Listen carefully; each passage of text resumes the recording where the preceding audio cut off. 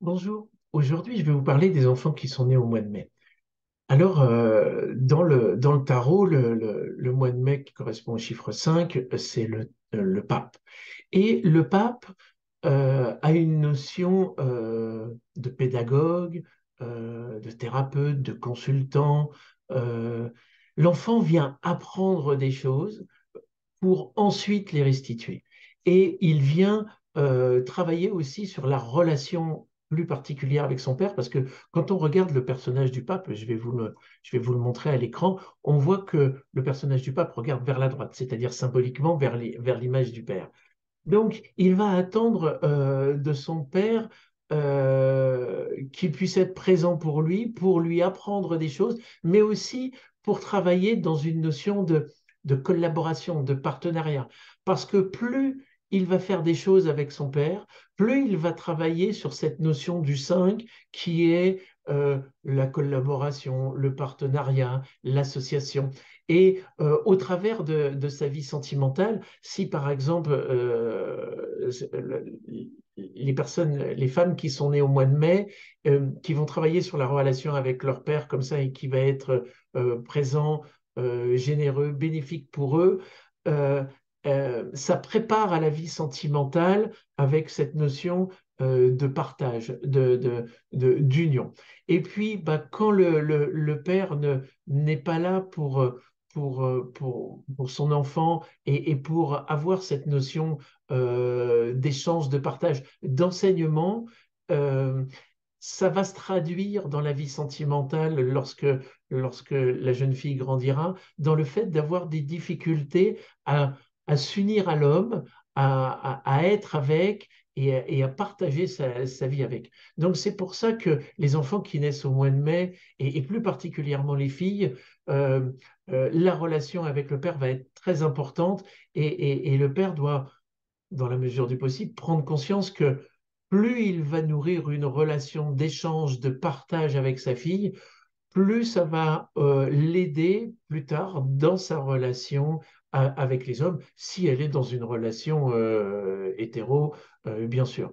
Et puis, bah, quand il y a moins de partage ou peu de relations, bah, pour une fille, ça aura des conséquences après, plus tard, dans sa vie sentimentale, mais aussi par rapport à son travail, dans le fait euh, de travailler en partenariat, en association, en collaboration avec d'autres personnes.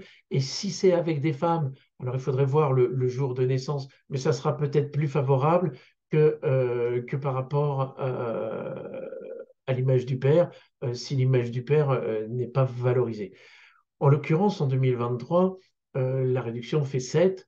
Donc, quand on regarde le personnage du chariot, je vous le montre à l'instant, on voit que le personnage du chariot regarde vers la gauche, donc vers son enfant. Donc là, il y a une véritable relation, un véritable regard de l'un vers l'autre.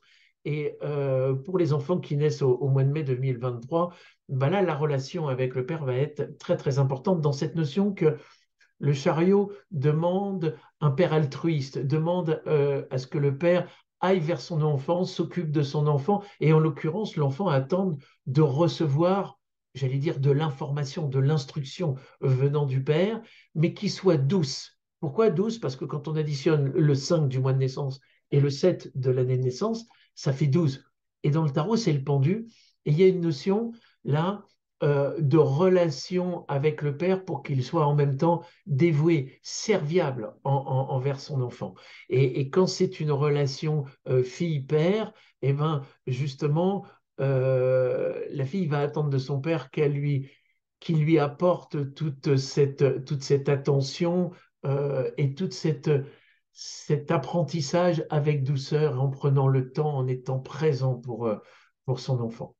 Et puis, d'une manière générale, pour ceux qui sont nés au mois de mai, au niveau de la vie sentimentale, vous venez pour travailler sur, bien sûr, sur tout ce qui est l'union et la désunion, parce que le pape incarne ça sur l'aspect affectif, tout ce qui est, on pourrait dire, le mariage, le pax, mais dans l'idée de s'unir par rapport à une personne qui vous correspond, qui soit complémentaire à votre personnalité, et pas forcément de vous unir à une personne qui correspondrait plutôt au regard des parents, au regard des autres, si vous voulez. Donc, pour les enfants qui naissent au mois de mai, la vie sentimentale et l'union avec l'autre, que l'on soit un garçon ou une fille, va être très important. Et justement, le regard du père qui sera posé sur la relation que vous aurez avec votre homme ou avec votre femme va être très, très important.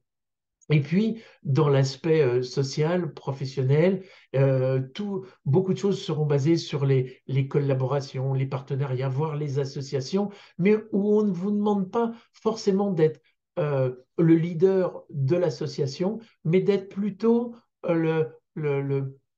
l'élément complémentaire au chef d'entreprise, à celui qui va prendre celui ou celle qui va prendre le rôle de chef d'entreprise. Le pape, il est là justement comme un conseiller, comme un consultant, comme un collaborateur, comme un associé, mais plutôt, quand je dis de second plan, euh, parce que le pape, on ne lui demande pas d'incarner comme l'empereur des responsabilités de chef d'entreprise, mais plutôt de collaborer et de transmettre justement ses savoirs et d'être là comme un soutien à un partenaire, à un associé.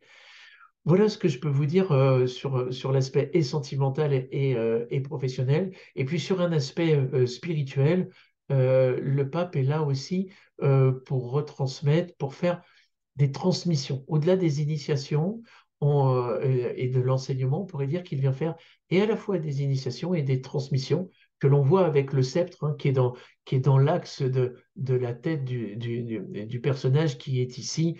Si vous voulez, on pourrait voir ici comme le maître avec sa tonsure qui est couleur chair. Vous voyez, qui vient présenter son élève où sa tonsure vient juste d'être faite et c'est pour ça qu'elle est orange. Et là, vous voyez que le sceptre du pape vient dans l'axe de la tête du maître qui a préparé son élève à l'initiation. Et là, le maître, il y a une notion de recevoir une transmission. Voilà pourquoi je vous parlais aussi de cette idée sur l'aspect spirituel, pour ceux qui naissent au mois de mai, d'avoir un rôle euh, de transmission. Voilà, j'espère que cette petite vidéo vous a plu. Si elle vous a plu, je vous remercie de la liker. Et je vous souhaite une bonne journée et je vous dis à bientôt. Au revoir.